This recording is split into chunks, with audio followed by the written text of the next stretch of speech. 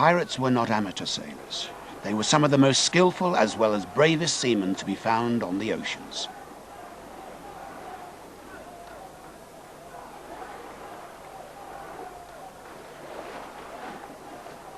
They could outmaneuver the mightiest Spanish or Portuguese galleons, and they could outsail some of the swiftest ships of the Royal Navy. Their intimate knowledge of the oceans, the tides, and the winds made them a formidable enemy.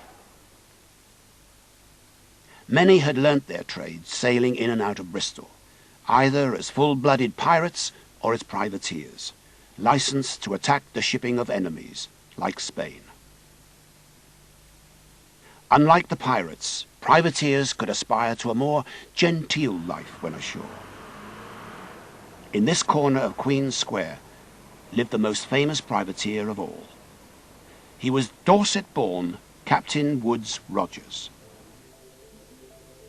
In the early 1700s, any Spanish galleon was declared a legal target for British buccaneers. Captain Woodes Rogers, who'd married a Bristol girl, persuaded the merchants of Bristol to back him. He tempted them with tales of Inca treasures being ransacked by Spain, and he described the Incas' incredible kingdom of gold with its immense wealth in precious metals.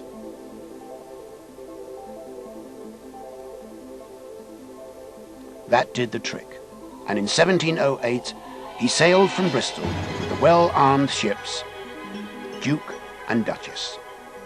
His destination was the southern Pacific, and his driving ambition of all was to seize an unwary Spanish treasure galleon by force and return with a king's ransom in gold.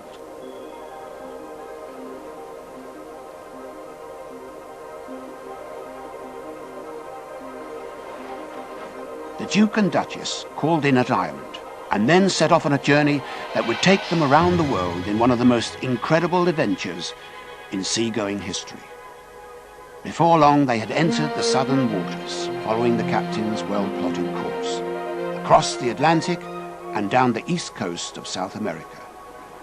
Woodes Rogers knew these seas as well as anyone, and had already twice sailed round the world.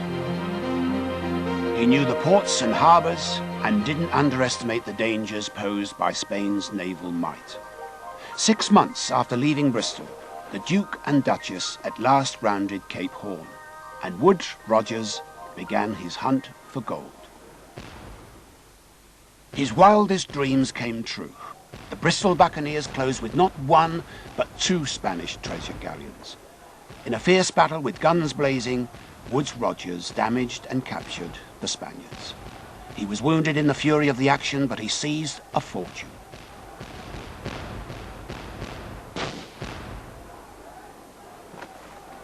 In an act of swashbuckling bravado, he sailed straight into a Peruvian port and ordered all the society ladies to gather, so that his Bristol seamen could politely relieve them of their jewels.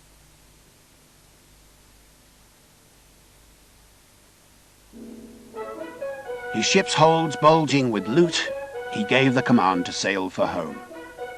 After landing safely in Bristol, he was summoned to the palace to relate his extraordinary adventures on the high seas.